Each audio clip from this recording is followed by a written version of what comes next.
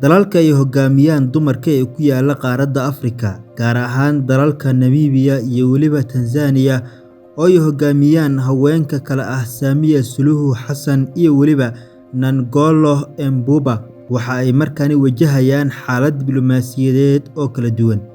Dalka Namibia waxaa laga helay saliid aad u badan halka Tanzaniana ay sameynayso gaashaanbuur cusub oo Ruushku ugu horeeyo. Sanadihii la soo dhaafay, gobolka koonfureed ee qaaradda Afrika waxa uu marayay isbeddel dhaqaale oo saameyn ku yeeshay maamulada iyo quwadaha caalamka. Dalka Namibia oo ah dal dhul ahaan aad u weyn, kana sii weyn marka loo fiiriyo dhinaca baaxadda dalalka Faransiiska iyo kuwa la mid ah, haddana waxa ku nool dalkan oo keliya 3 milyan oo qof tiradooda oo lagu qiyaaso. Waxa uu si degdeg ah dalkani u noqday goob laga helay batrool iyo weliba macdan qaali ah oo adduunka laga qiimeeyo, waxaana dalkan laga helay ku dhowaad 14 meelood oo waaweyn oo ay saliiddu ceegaagto sanadkii 2022. Meelaha sida gaarka ah looga helay saliidda ayaa ka mid ah goobta loo yaqaano Oranga Basin, iyada oo la raacinayo macdanta muhiimka ah sida lithium-ka iyo weliba dahabka. Dekedda istiraatiijiga ah ee dalkaasi ee loo yaqaano Walvis Bay waxa ay dalka u gashay bog cusub oo tartan caalami ah u keenay shirkadaha ugu waaweyn dunida ee batroolka sida Chevron oo laga leeyahay Mareykanka, Total Engines oo dalka Faransiisku uu leeyahay, iyo shirkadda Shell oo laga leeyahay dalka Ingiriiska, iyo shirkadda kale ee caanka ah ee loo yaqaano Qatar Energy. Shirkadahan ayaana tartan xooggan ugu jira sidii ay u heli lahaayeen saami qaybsiga saliidda cayriin ee laga helay dalka Namibia ee koonfurta Afrika. Haddaba su'aasha ugu weyn ee isweydiinta mudan ayaa ah: Namibia saliiddan iyo barwaaqadan ceegaagta dhulkeeda ma u beddeli doontaa hodantinimo ay dadkeedu kaga baxaan saboolnimada sida dalalka Khaliijka Carabta, mise waxa ay ku dhici doontaa haadaantii kheyraadka ee burburiyey dalal badan oo ku yaala qaaradda Afrika? Sida ku xusan xogta, Namibia waxa ay muujisay amaba soo saartay 5 qodob oo muhiim ah, kuwaas oo muujinaya maamulka iyo hanaanka loo maamuli doono kheyraadkan baaxadda leh ee saliidda ee laga helay dalkan. Waxaa maamulka Namibia uu xaqiijiyey in heshiis kasta oo u dhexeeya shirkadaha waaweyn iyo dalka sida shirkadda Total Energy iyo kuwa la midka ah inaysan gadan karin saamiga ilaa ay dowladda Namibia si rasmi ah u saxiixdo. Saxiixa ugu dambeeyana waxaa la sheegay in ay leedahay madaxtooyada iyo weliba wasaaradda kheyraadka ee dalkaasi Namibia.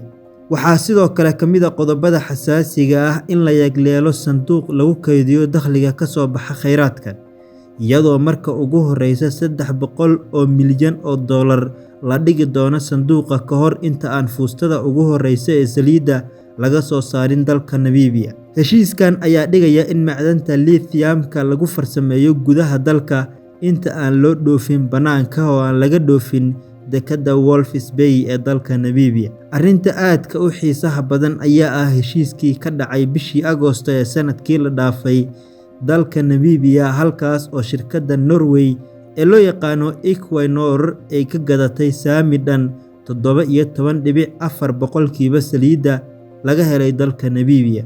Marka uu heshiiskani xirmo, hal baloog oo keli ah oo ka mid ah baloogyada amaba meelaha laga helay saliidda waxa ay heli doonaan shirkadaha kala duwan ee markaasi ku tartamaya kuna loolamaya sida ay ku heli lahaayeen saamiga saliidda qaybo kala duwan. Shirkadda Chevron ee laga leeyahay Mareykanka ayaana saami dhan waxa uu ku soo aaday 35.1%. Howlwadeenka ugu weyn ee dhanka saliidda iyo maalgashiga ugu ballaaran shirkadda samaysay ee loo yaqaano Qatar Energy ee laga leeyahay dalkaasi Qatar ayaa iyaduna waxa ku soo aaday saami dhan 27%. Shirkadaha sida Trigmo iyo weliba Nakro ee dalka Namibia laga leeyahayna waxa ku soo aaday 10% saamiga markaasi shirkadaha loo qaybiyey saliidda laga helay dalkaasi Namibia. Sida ku xusan warbixinada caalamiga ah, Norway oo ah dalka ugu wanaagsan dhanka maamulka hantida saliidda ee dunida waxay eegtay khariiradda adduunka, waxa ayna go'aamisay in meesha ugu muhiimsan ee saliidda Afrika ay tahay Namibia. Tani waxa ay ku tusaysaa kheyraadkan ku jira gudaha dalkaasi inuu yahay mid dhab ah oo weyn, sidoo kalena haddii la soo saaro ay ka faa'iideysan karaan kuna filnaan kara 3 milyan ee qof ee ku nool dalka Namibia. Dalkan oo ah dal dhaca koonfurta Afrika ayaa ah dal ballaaran, iyadoo dalkan la sheegay dadkiisa inta ugu badan inay ku nool yihiin magaalooyin kooban, halka dalka intiisa kalena ay tahay saxare. Tartan walba oo dhaqaale waxa uu leeyahay khataro gaar ah oo la xiriira kheyraadka, sida dhibaatooyinkii ku dhacay dalal badan oo Afrikaan ah sida dalka Nigeria, Angola iyo Mozambique, kuwaas oo la kulmay dhibaatooyin waaweyn iyo faragelin ajnabi kadib markii laga helay kheyraadyo kala duwan oo dhanka saliidda. Shirkadda saliidda qaranka Namibia ee loo yaqaano Namcor, oo ah shirkad wadani ah isla markaana uu ku soo aaday saami dhan 10%, taas ayaana wajahaysa caqabad maaliyadeed kadib markii dowladdu ay siisay 1.2 bilyan sanadkii 2024 iyo sidoo kale 400 milyan sanadkii 2025. Tanna waxa ay ka dhigan tahay baa la yiri in shirkadda Namcor aysan ka soo bixi karin bixinta qaybteeda kharashka dhismaha meelaha saliidda laga helay ee ku yaala dalka Namibia ka hor inta aanu bilaaban shaqada dhabta ah.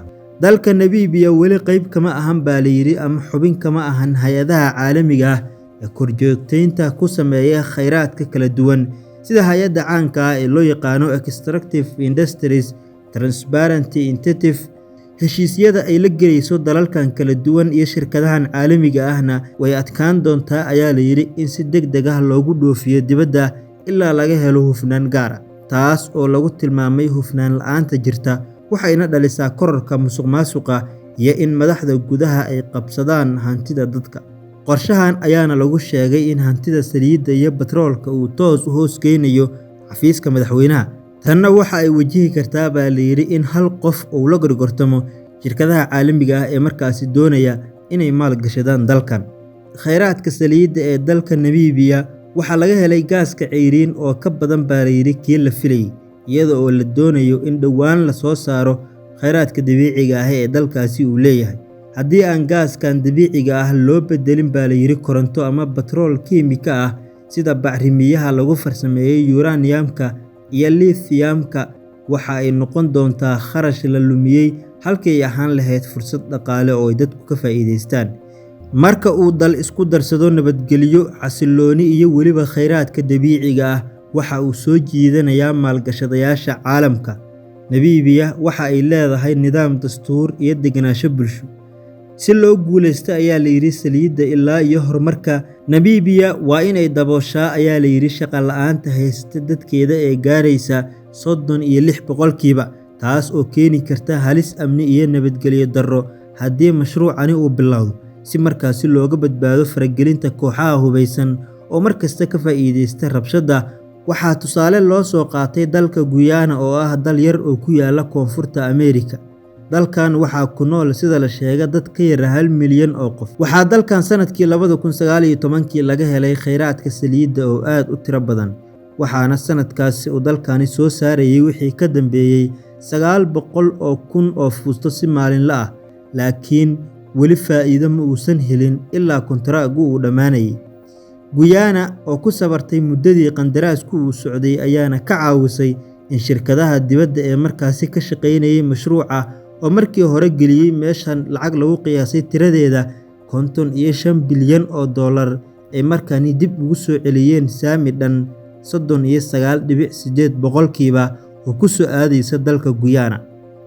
Namibia waxa ay ku guda jirtaa ayaa la yiri xilligii go'aanka 3 ama 4 sano ee ugu horeysay ee kheyraadkan laga helay, waxaana weli socda qorista shuruudaha maamulka inta aan saliidda laga shubin fuustada ugu horeysa. Sidaa darteed, wax kasta oo ay maanta saxiixaan waxa ay ku noolaan doonaan 50 sano ee soo socda.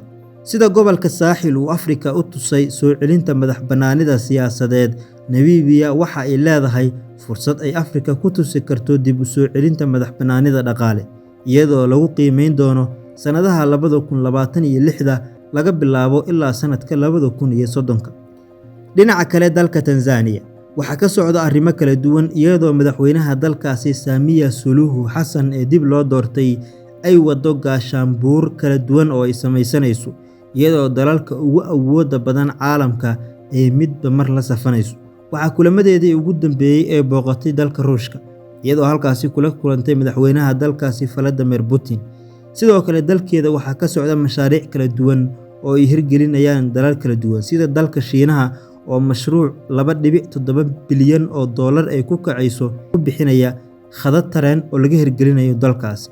waxaana markaasi meesha ka cad baa la yiri in madaxweyne Samiya Suluhu Xasan ay markaani u soo jeesatay dhanka dib u dhiska dalkeeda iyadoo wax badan ka bedelaysa sidoo kalena dalal badan la samaysanaysa saaxiibtinimo siyaasadeed. badan daawade haddii aad halkan nala soo gaartay channelka subscribe leh isla markaana ka mid noqo saaxiibada ee nagu xiran waxaynu halkan ku soo gudbin doonaa sheekooyin iyo muuqaalo xiiso badan.